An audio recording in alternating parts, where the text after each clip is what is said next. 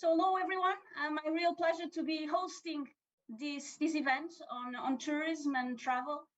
First of all, allow me to thank Porto Business School for giving us the opportunity to discuss business trends, tourism trends in this session. I also like to thank you for being there with us, investing your time while you are in the business, in the office, or at home, or in the car, I don't know. So thank you for joining us. And last but not least, let me thank you, our guests today, Federico Costa from Google and João Ricardo from NOS. They will be sharing their insights, their knowledge, their expertise around the topics that matter to all of us. So thank you again for joining us.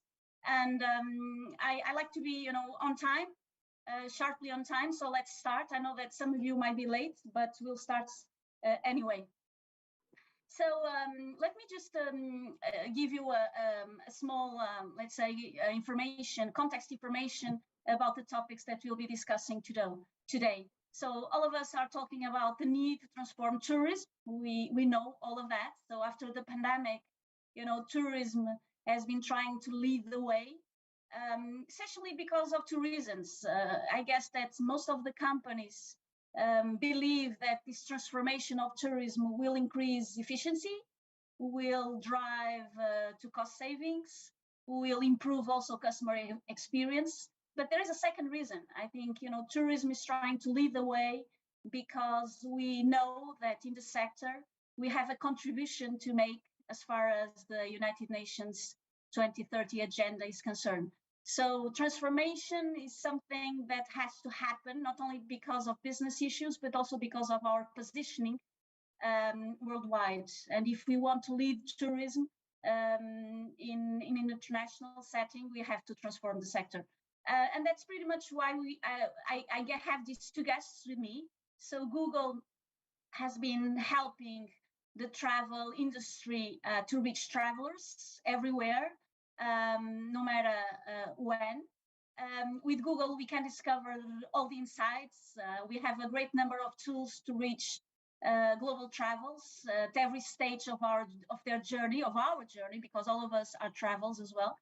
So I guess that Google identified 5 individual travel stages while we are dreaming about the trip, while we are planning about it, in the booking stage, while we are experiencing the journey, and afterwards when you go home and try to share all the good memories. So Google has a lot of experience on this. And in fact, during the pandemic, and I have to take this opportunity to thank in a public way Google, because during the pandemic, we met so many times with Google trying to understand what was the trend, what were the trends back then.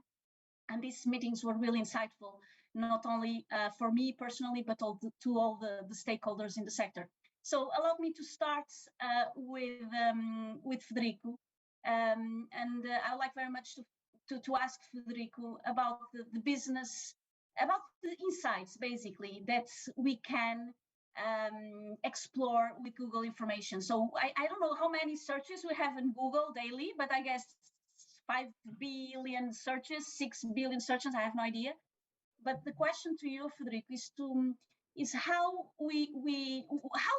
what are the insights that you can disclose to all of us, and I guess that you'll be using data that is public, about the travel destinations, about what are the shifts or emerging patterns in recent months when we analyze what all of us are Googling and searching about travel and tourism. Well, thank you so much, Rita. Thank you for having me, and Olá, João. It's a pleasure to have you here also.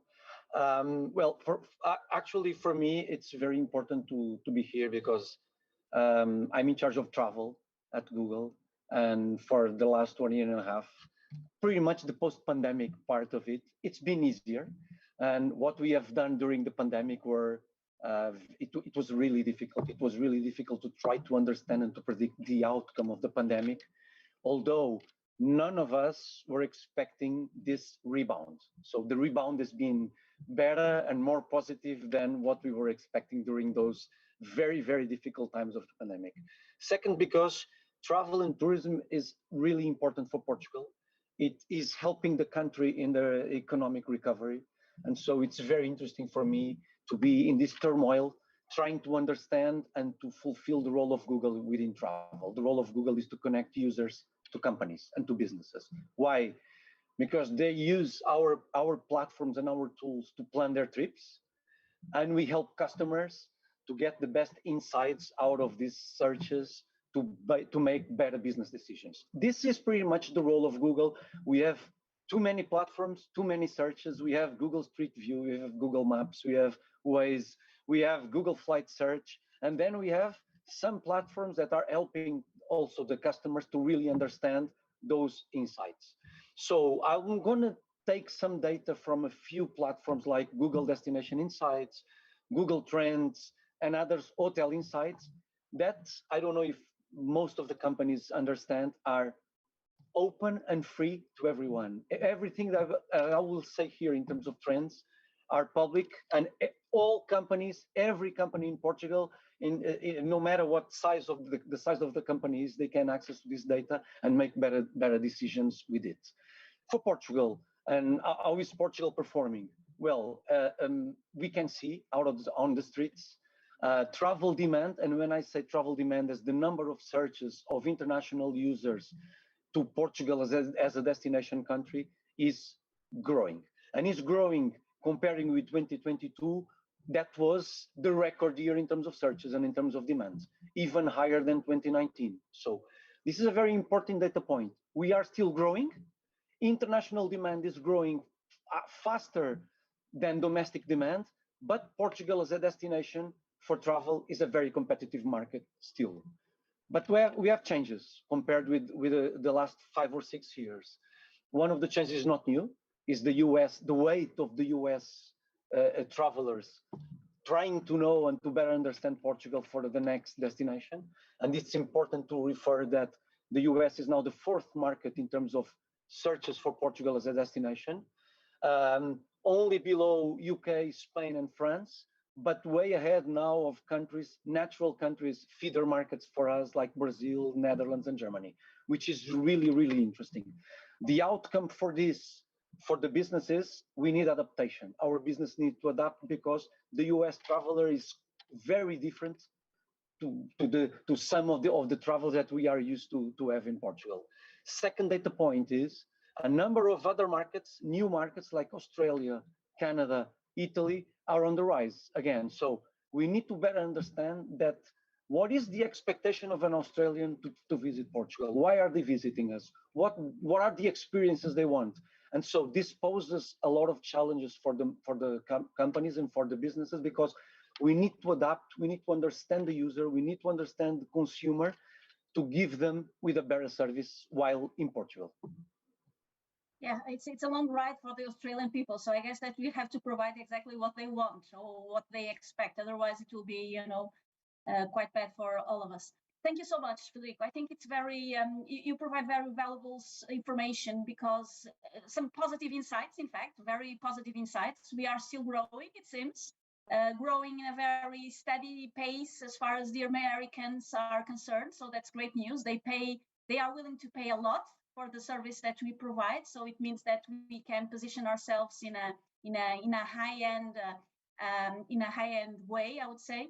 And also some newcomers like Italy, Australia, and all the others that you mentioned that are quite new to all of us. So great insights, great information. I have a second question for you, Frederic, because we are living troubled times in Europe, and I'm talking about the war, of course, but also we are living economic situation that is quite tough for all of us, I would say, all the Europeans. So how have travel-related search trends? Is their impact some way by these external factors?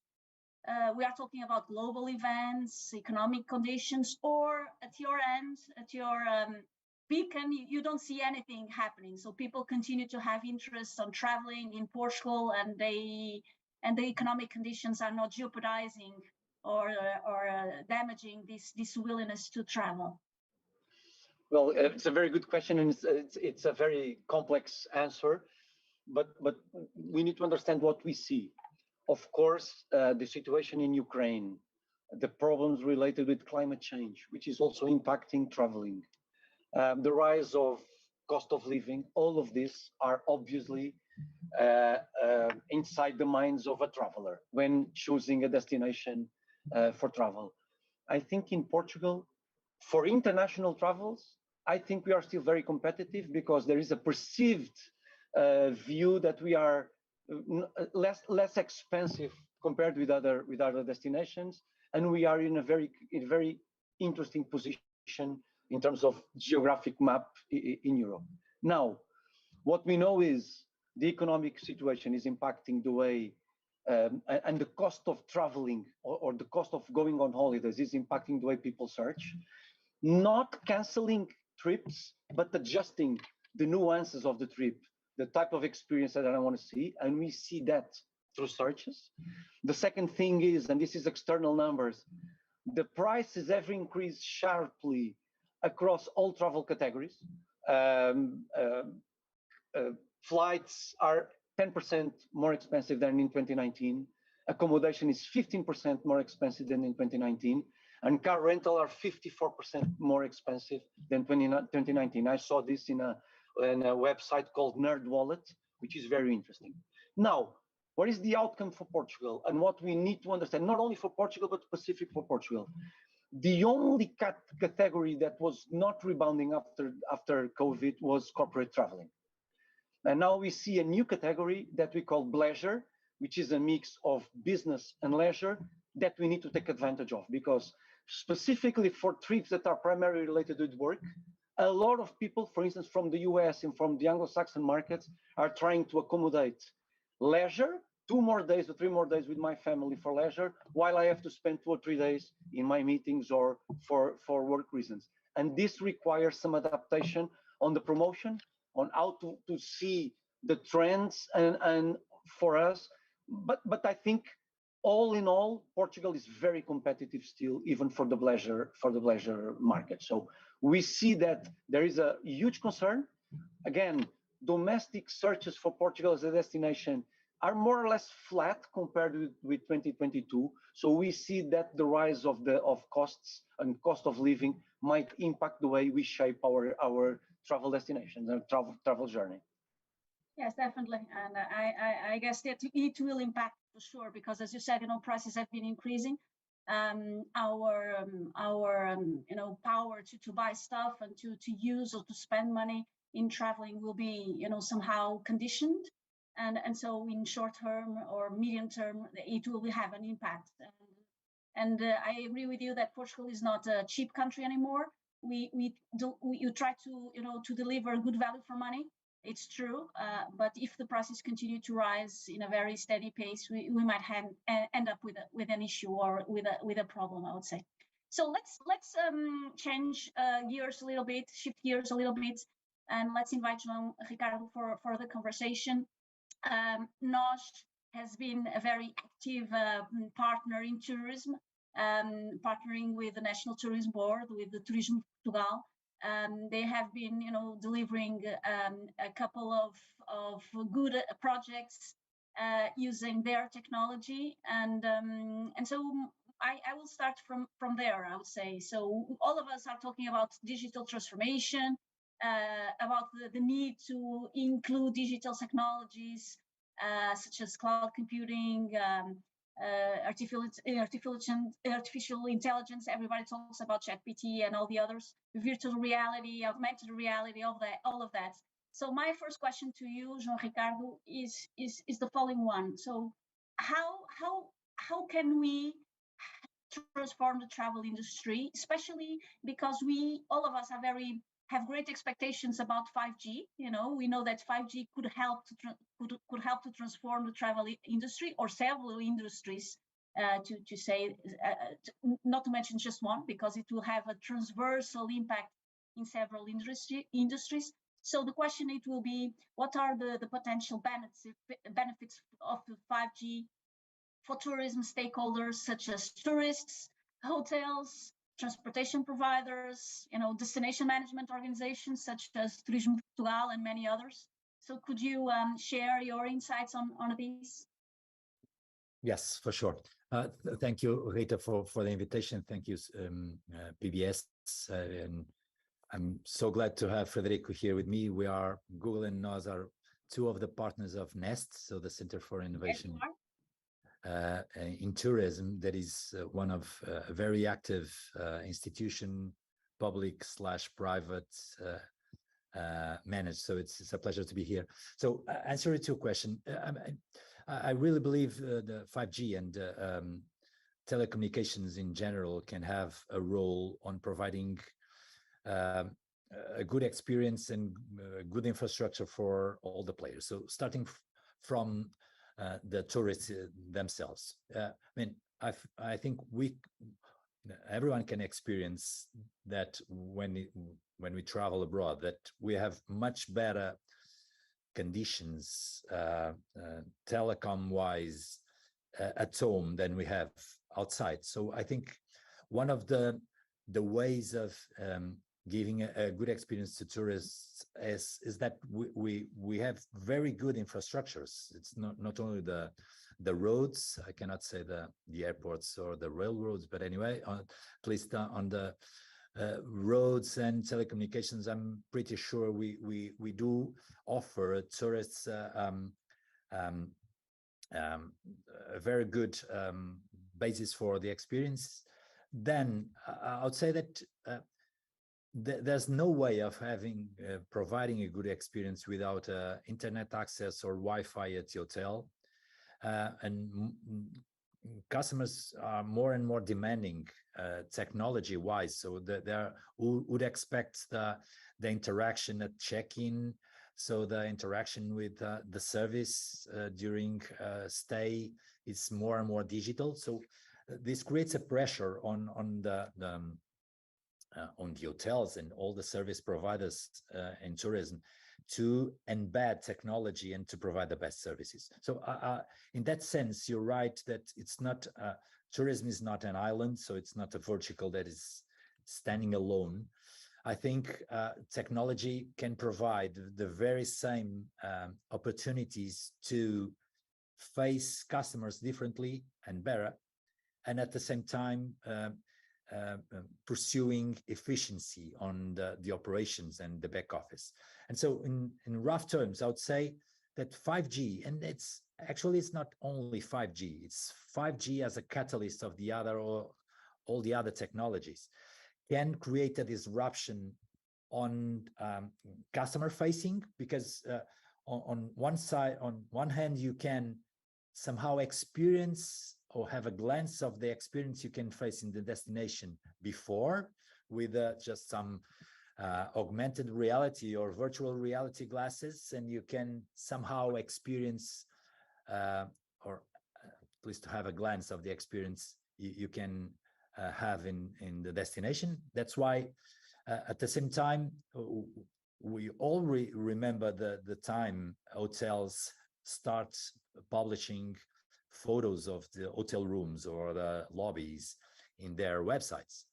Now it's not possible to sell, to make any reservations without giving a sort of a 2D experience.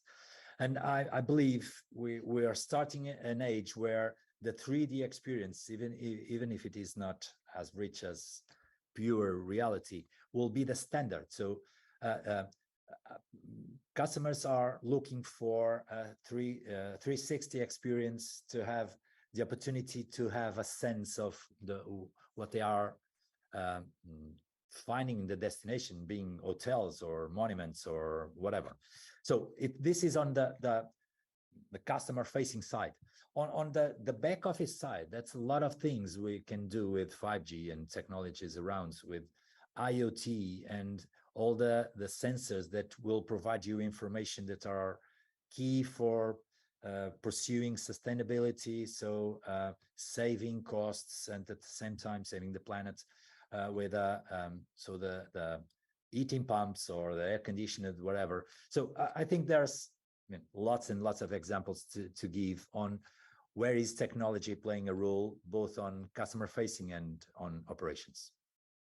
Yeah, definitely. And because you said that, there's a huge potential as far as emerging technologies are concerned based on 5G.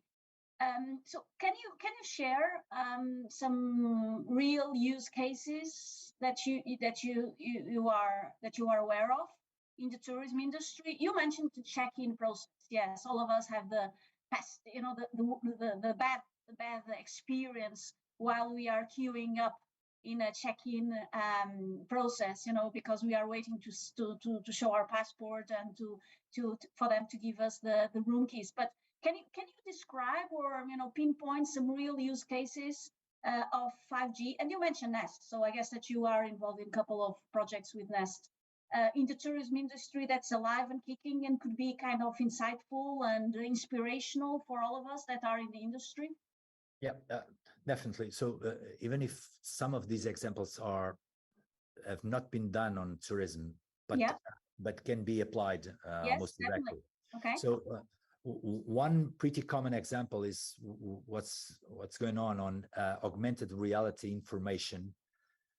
So either with your smartphone or with some glasses that have gives you in a context information that is either training on the job, so teaching you new processes or how to find or how to to onboard new recruiters in the operations. So instead of taking people outside of the operations and train them with PowerPoints, more and more there is some contents that are designed to be used in the context of the facilities you're working on and giving you some training, but at the same time for monitoring and assistance. So even if you're not the highest specialist in a certain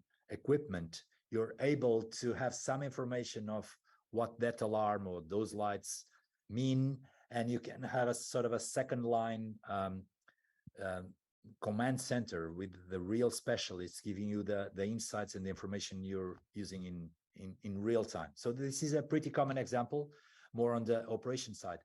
On the customer facing side, I would say that virtual reality content has been quite explored. So either on the metaverse or the Web3, so giving the third dimension to the content. I think it's a trend that it's quite unavoidable. So the same way we got used to have information in 2D in a screen, whatever, I think we will be quite demanding on the third dimension. I think Google has a very good example on Street View and with Google Maps, and enriching the information you give in a certain context. So using the power of connectivity, so capturing video at the same time in the cloud, mixing it with some information that is publicly available, and creating a much more complete experience. It's something that tourism can go along, because we have been seeing that bringing the content management assets that a company has and not storing them somewhere in some folders somewhere in the cloud, but giving it in context to the employees when it is more useful. I think it's an insight that tourism can and is doing somehow for enrich the experience of looking at the monument, giving some hints of the history on one side, but on the other side, allowing people in other continents to have a feel of how is it an opera in San Carlos, or how is it Sant Antonio in Bica. So I mean, it's very important to bring the 3D reality into content that it can be broadcasted all around the world. Yeah, absolutely agree. So I found a couple of projects that added an extra layer of information while we were visiting some monuments, for instance, using the mobile phones and basically putting, and it's quite normal nowadays. A couple of years it was not so normal, but nowadays we have commercial solutions using that. So basically use our mobile phone, we point out to a monument, and immediately a couple of information is given about that monument that will give us context information, and that will give us, a sense of belonging to that community, to that city that we did not have before we use our mobile phone. And one of the other examples that I would like very much to pinpoint relates with over-tourism, because I know that you somehow were involved in a very, very interesting project that's, using our mobile phones, especially in the cruise industries. And we go to Porto of Lisbon, the Lisbon port, and we see a lot of, cruises over there, and people are exiting the boats in a rush way, I would say, at the same time, and we see the flood of people invading Lisbon streets in a couple of minutes. And I guess that using the mobile phone, we can suggest people according to their interests or preferences, to suggest them to go to, let's say, to Praça do Comércio, or go to downtown, or even to go to Sintra, in order to guarantee that this flow of people it's not concentrated in the same spot, in the same street, in the same avenue, and trying, to create some streams of people that do not jeopardize the normal routine of a city. So this type of mitigation of over tourism phenomenon, I think it's quite interesting to explore in the short term or medium term, I would say. What do you think? Actually, it's, so I'd say that half of what you said, or maybe 75% of what you said, is totally correct. Okay. But I have to start by saying that we're not allowed to send an SMS to someone you I know, because the law does not allow us, right? So, So, but besides though, that little detail, what you said is just correct. That is, we are able, with a very good sample, so we have around 1/3 of the mobile phones in Portugal, and also the foreigners as well.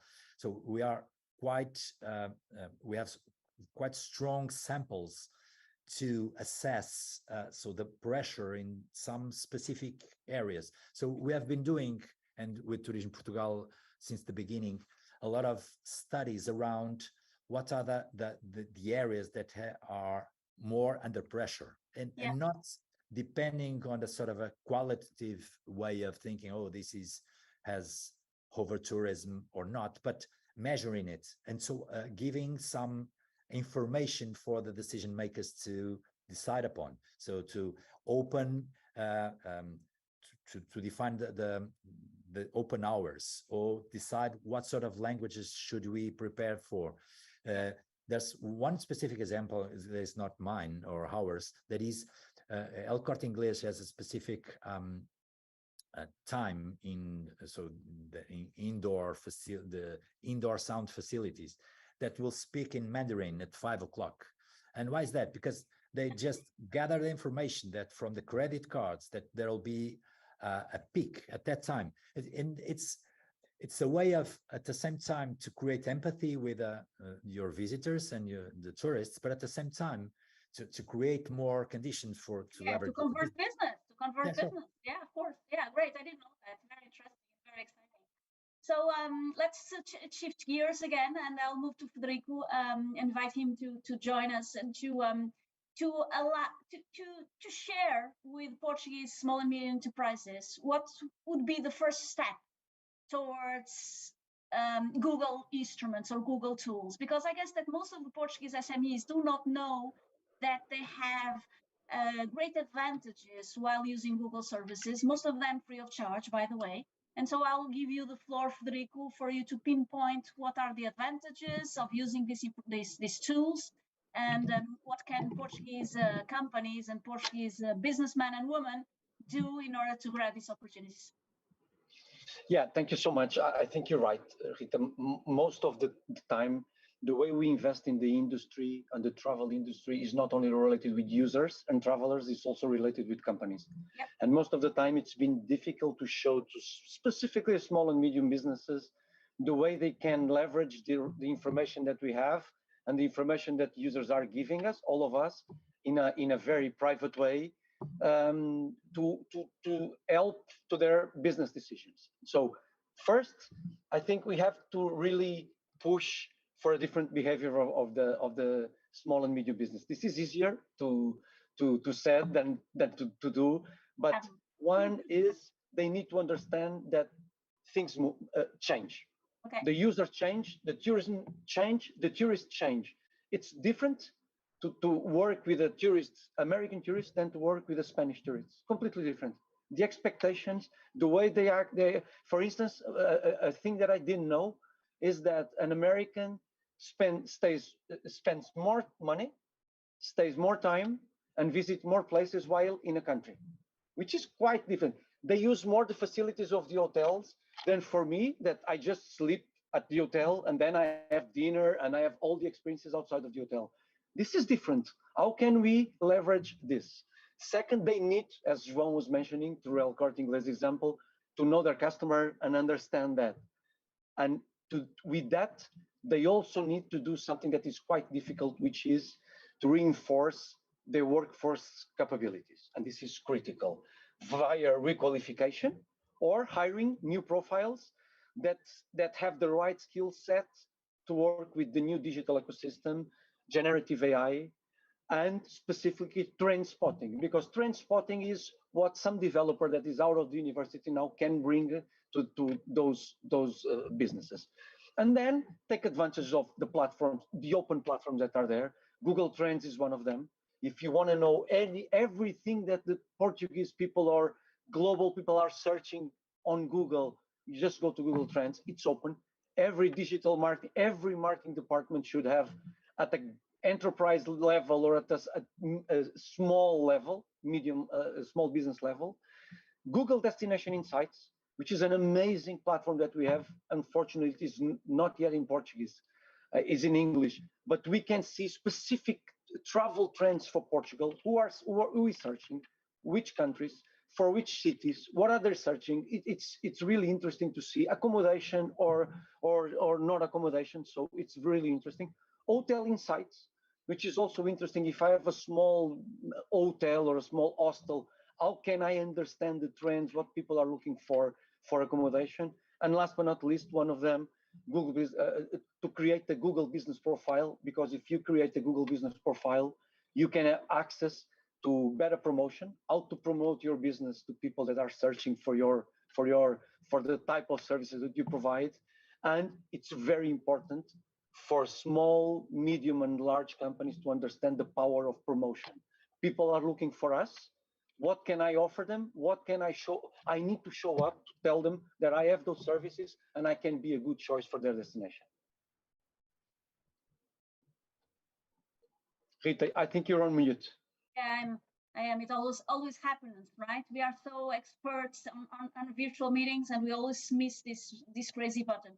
So I was saying that you provided us some valuable information because, I guess that most of the companies, they have scarce resources, meaning that all the investment they have to make in business, in digital marketing, whatever, should be very smart, intelligent, very focused. So, and you pinpoint the tools that companies have at their disposal in order to be efficient and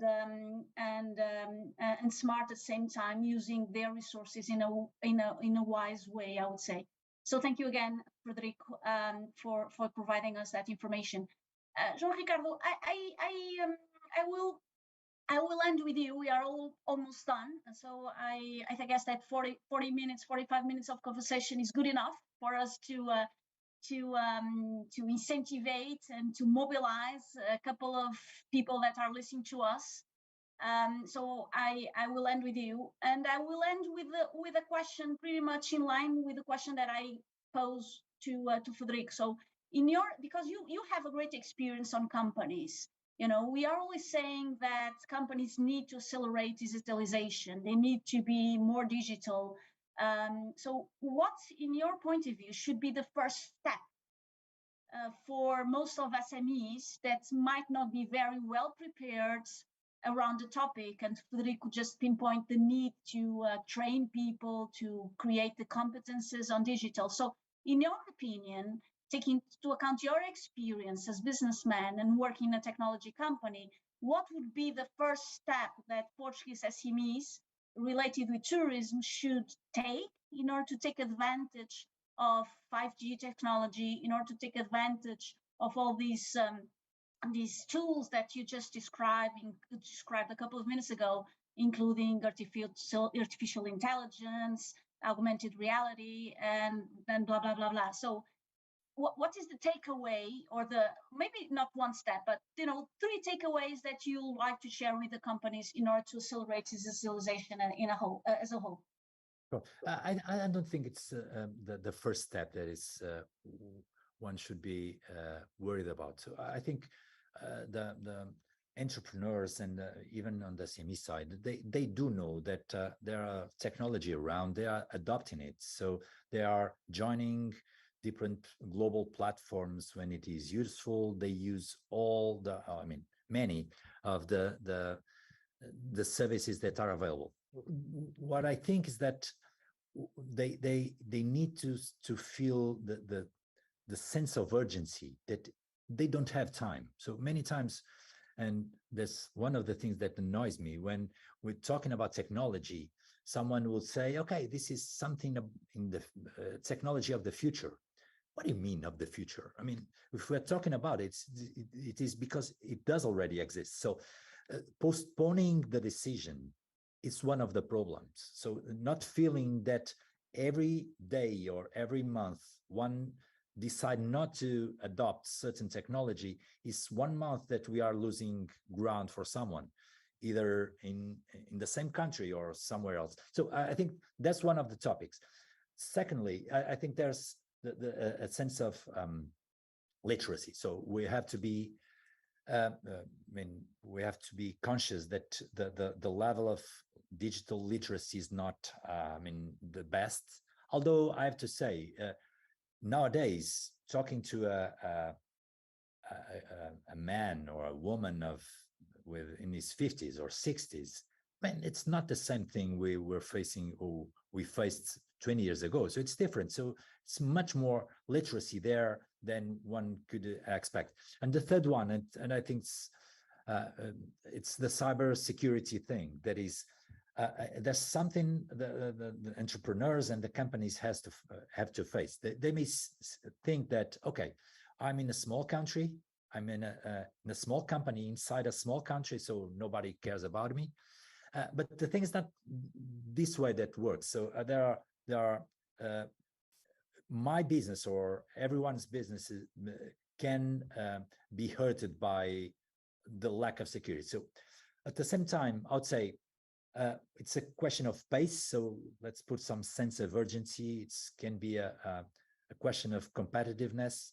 But on the other hand, let's take care of the security issue and to address the literacy gaps whenever we face them. So there will be the 3 topics. Thank you, João Ricardo. I think you nail it, because sometimes we are not good project managers. So sense of urgency, we try to delay everything, and it's never now. It will be tomorrow. So yes, sense of urgency, definitely. Otherwise, we'll lose our way. We cannot pave the way forward and be the leaders in the tourism industry. So great.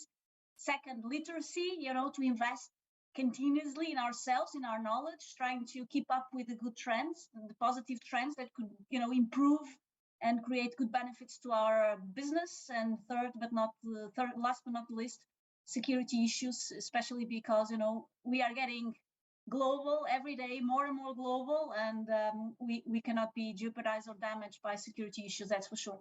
So thank you so much, Federico. Thank you so much, João Ricardo. It has been my real pleasure. to host you. I hope the conversation was good enough for everyone. For me, it was very inspirational and very exciting. So thank you again, and we'll be in touch, that's for sure, because all of us are very eager to transform tourism, to make a better tourism for everyone. So I guess that we'll be in touch with you. I will be in touch with you and all the others that are joining us in this event today at Porto Business School. Thank you again, and stay Thank you so much. safe. Bye bye. Have a great day. Bye bye. Thank you. See you. Thank you. Thank you. Bye.